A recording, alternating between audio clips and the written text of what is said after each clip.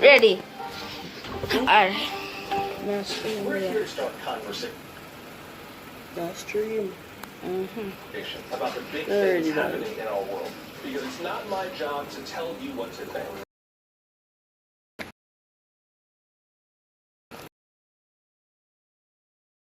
Tell me. Now tonight with Joshua Johnson, streaming weeknights.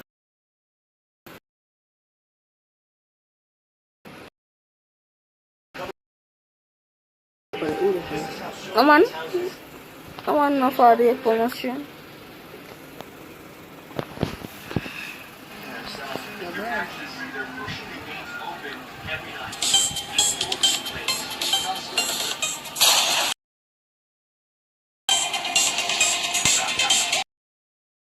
Cancel.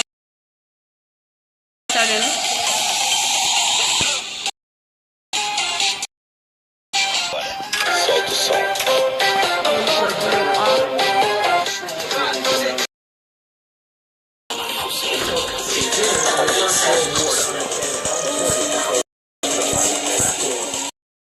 Overwhelmingly against which is short for forward support. The term works on two levels because they punch the enemy right in the face, and they're arguably the most valuable assets in your platoon because just one FO with a radio is capable of coordinating the most powerful and expensive assets in the military. No company streaming. Along with the only other asset that wasn't expendable, the medic. The FO was always near the platoon sergeant, the PL. And the reason is able to coordinate with the forward observer on fire missions. Call for fire is a procedure that FOs are specially trained on. Their range is about 15-mile radius from the artillery position they're calling back to. All they have to do is pick up the hand mic and say, "Bring that heat." No, you can't just say, "Bring the heat." My bad, you're right. They say, "Make it rain." No, there's a specific procedure for calling for fire. Fine, you can't just pick up a radio and say whatever you want. Like everything in the military, there's a step-by-step process to get artillery approved. Specific phrases are used to avoid confusion. Everything in the military, there's a step-by-step the consequences for messing up a fire mission can be devastating. A call for fire would sound something like this. Puma 2, this is Observer 1 Alpha. Call for fire to Apollo. Warn out. Fire first is from next grade. November, Bravo, 4, 3, 2, 7, 8, 9, Alpha 2, Puma 2, this is Observer 1 Alpha. Danger close for fire to Apollo. The reason for using the military alphabet and unit pronunciation of numbers is to avoid the type of confusion you have every time you try to use your credit card to the cable guy over the phone.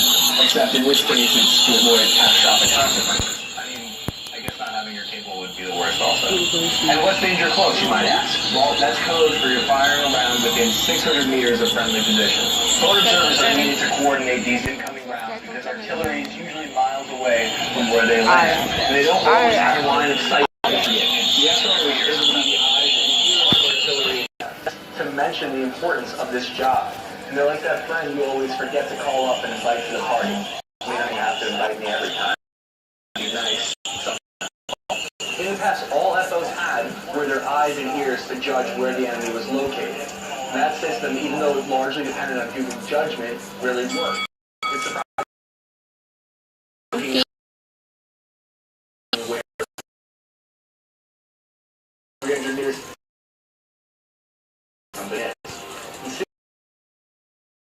lasers now allows piece of rounds. The laser rangefinder and GPS developments have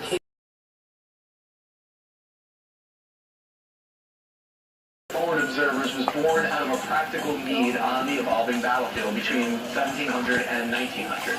The early artillery assets and generals were initially opposed to the idea of indirect fire, meaning shooting at targets you can't directly see. They were comfortable with shooting their cannons in direct fire missions at targets that were visible to them. Saying go. Time idea of indirect fire was a difficult concept to hit your own troops. It's important.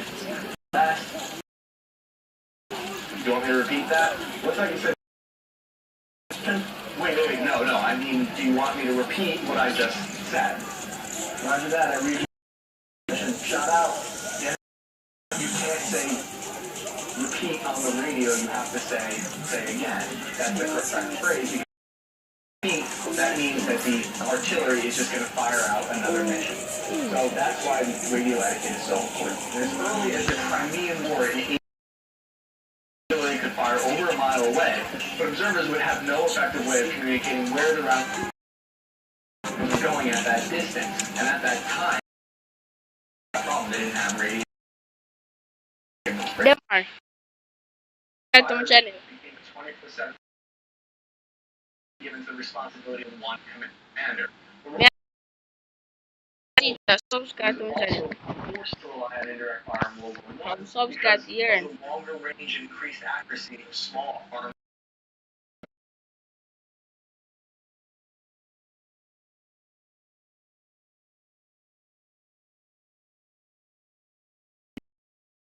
This meant that artillery had to be stationed further back. The ideal situation now has the element placed on the other side of the hill so they can shoot over the hill and not be hit. Solar observers were then positioned halfway between the front lines and the artillery positions so they could relay signals back to the battery commander so the guns could just fire and hit their target. But as the infantry advanced out of the trenches and across no man's land, the forward observers were left behind. And they were forced to fire blind. The French general Percy estimated that he lost 75,000 of his own soldiers to his own artillery-friendly fire in World War I. He was probably exaggerating, and whether that number is accurate or not doesn't really matter. It was Subscribe to clearly channel. recognized at the time that they needed a better method of hitting their intended target. Today's forward observers are embedded directly into Army and Marine infantry companies. There are three methods of directing fire taught to FOs, and the most common is called grid mission, where rounds are guided based on the map grid coordinates of the target. The second is shift from known point. Fire is adjusted based on the distance and direction from the established point on the map. The common method gives their own, and then they provided distance and direction own position. You can imagine why this is such an unpopular method. If the artillery for some reason confuses the initial grid coordinates as the actual target, they could be sending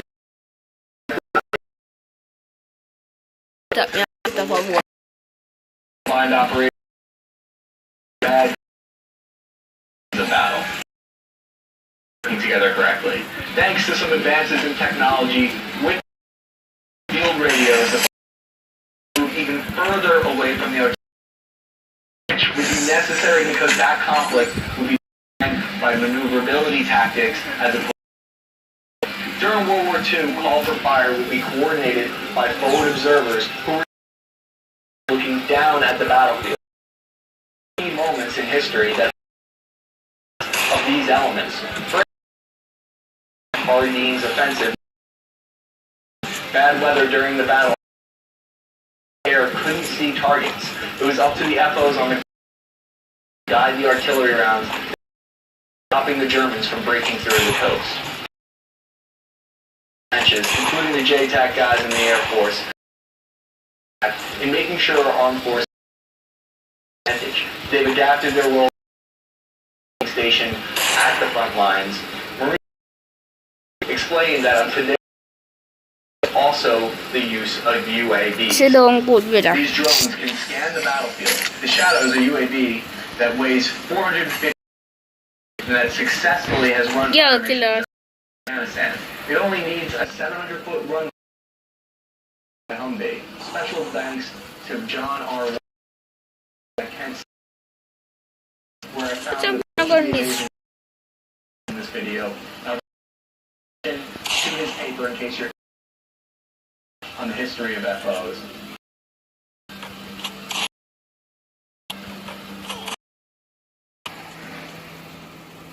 Okay.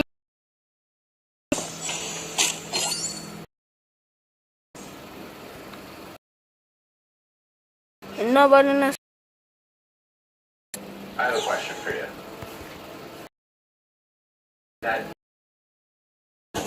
Or is it something you can train up on? This about a very unlikely might make before David enlisted. Siya itong badong. And protected. He was born in 1975 in Buffalo. He's in his early 20s. In life, jobs which wasn't for him. Parents' house. Alright, watch out. When it No. changes his life. So It's tough. by a couple of crackheads, he tried to grab his father's It's tough. He realized he had no. So then he grabbed a baseball bat and ran back upstairs, and he was gonna fight off the intruder. He didn't really A girl na good. use it in fear as the two robbers attacked his home. Una dead nga. He needed to turn his life around. Who don't stream no? Hoping that the army would be the positive. Jesus Christ. The 2nd Battalion, 2nd They're stationed at this point, he's a squad leader of his soldiers. They were already engaged in close quarters fighting. Bothered by fear. By this time, he had transferred leader. That Sergeant David Bellavia was a bloodiest. Jesus. There were at least 4 casualties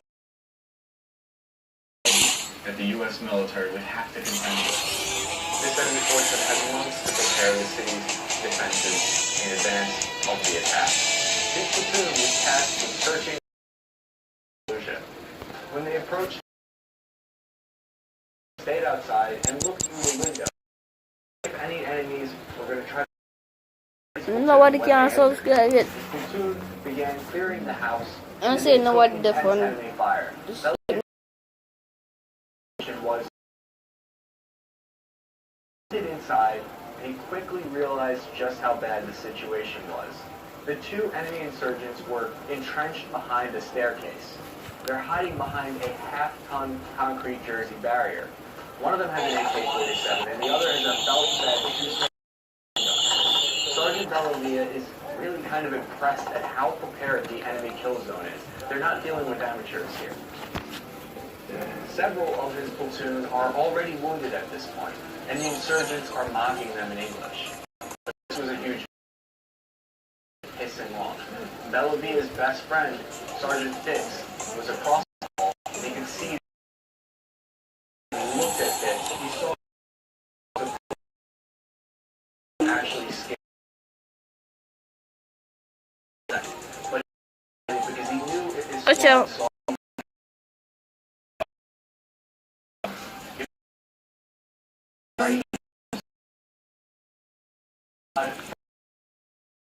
slowly getting chipped away by the 7.62 rounds.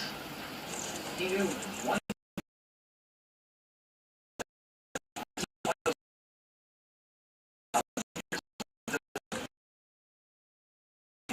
He knows he can't throw a grenade in there because he can throw that grenade back. He knows they can't on his mark. And what he does is he steps out, directly exposes himself. He enters straight into the fatal funnel of the room, and he starts firing those cyclists with the M249. And he expects them to shoot him right away because they've got the drop on it. But they are completely caught off guard and surprised by this insanely bold move that he pulls off. And this allows his platoon to break contact and exit the house to safety, so they're able to tend to the wounded. Bellavia's shooting with the saw. He's keeping the enemy's heads down. And he forced the enemy to take cover. He knows that there's still a threat inside the building, and he needs to clear that out. So while everyone else is getting to safety, with an RPG in the another insurgent who retreats into the darkness of the house. Sergeant Bellavia decides to charge into the house alone. He had no idea if he would make it out alive. All he knew was he needed to neutralize the threat to his fellow soldiers. He exchanges gunfire in a bedroom on the first floor with one of the enemies when a third enemy comes downstairs and confronts him. At this point, the second wounded insurgent comes back into the room and Sergeant Bellavia eliminates him. The insurgent from the bedroom just barely escapes upstairs and he charges up after him, not knowing how many enemy are up there. He tosses a grenade into the room where the enemy fled to. When he looks inside the room, he sees there's propane tanks and explosives everywhere. He puts his rifle down to avoid blowing the whole place sky high. Then suddenly the enemy jumps down from the rooftop onto him from the citation quote. Hearing the two insurgents screaming from the third,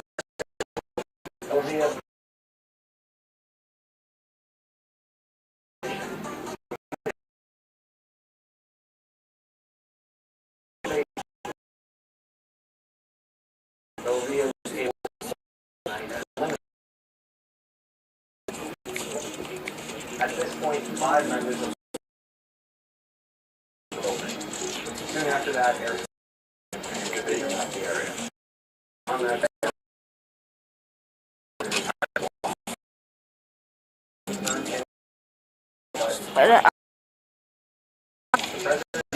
Ako di sana from me. making him the first living Iraq War veteran to receive it.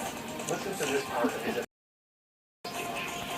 We have your home and your machine of medical moving parts that you would be wise to avoid if you were young. We will not Acha. we will not Gun back down. steel.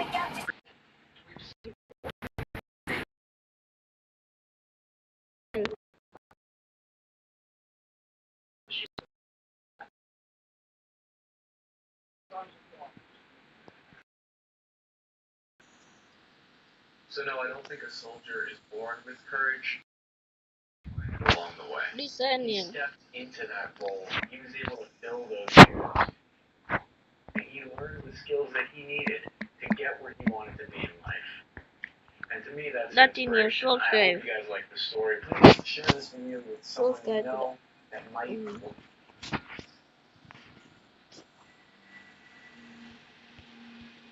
I want you to make it stressful and scary. You don't truly know how you'll react. So stop the stream There's a and moment right at the start of an ambush when every soldier has to make an important choice. Do they push forward into the hornet's nest of bullets, or do they retreat and take cover? It's not always clear which is the best option. This is a true story of the difference that one soldier can make on the battlefield. In Afghanistan, Sal Junto was faced with a split-second decision where his choice would change.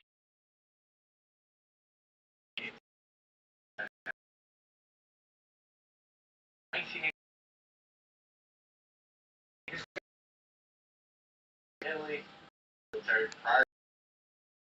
His early life was uneventful by all means.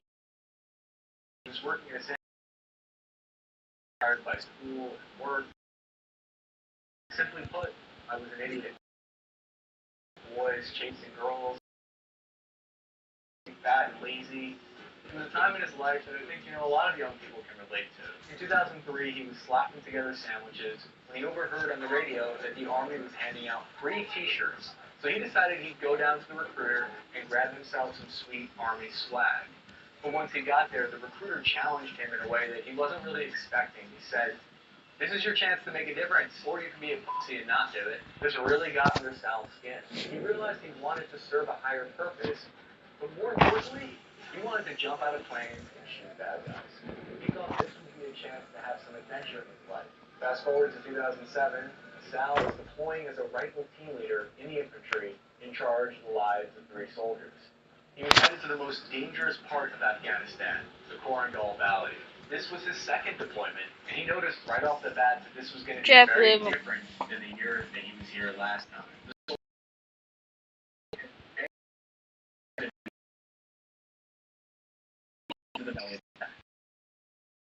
control me.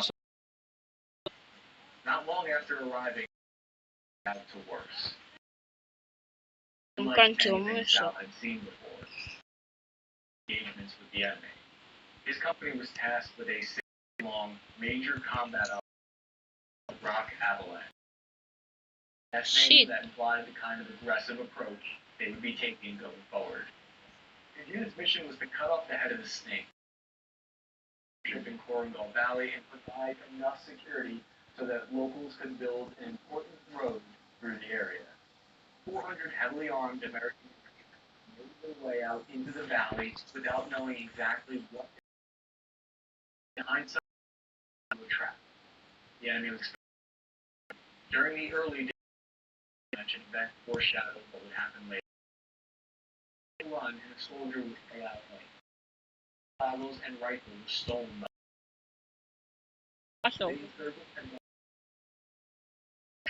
KIA American soldiers. You were right. Beaten back in the state. 5 or KIA. This is an omen for what is yet to come in their future. Soon was tasked with hunting. Let disappear relics. Hindsight is exactly. They knew that the U.S. military considered night vision goggles and weapons-sensitive items and that they would come looking for it. They were walking blind into what the enemy had predicted and carefully laid out for them. To this day, Sal believes that what they were walking into was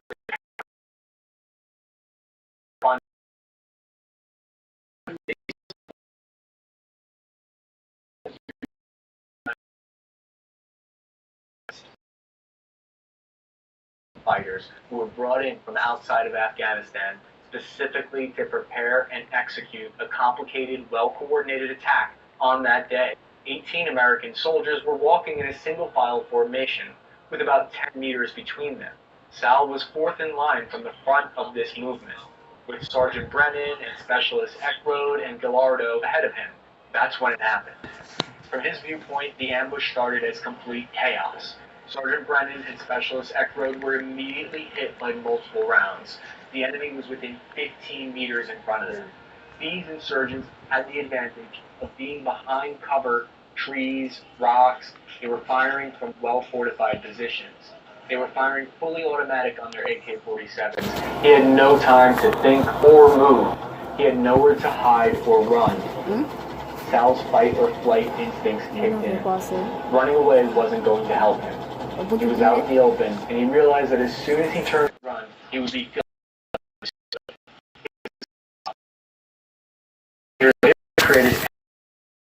Determined that over 200 rounds were fired in his direction. On his flank, the other enemy position opened up with belt-fed machine guns, essentially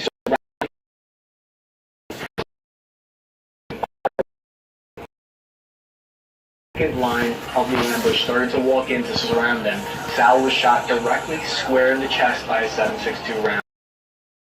Him back, they took the wind out of him.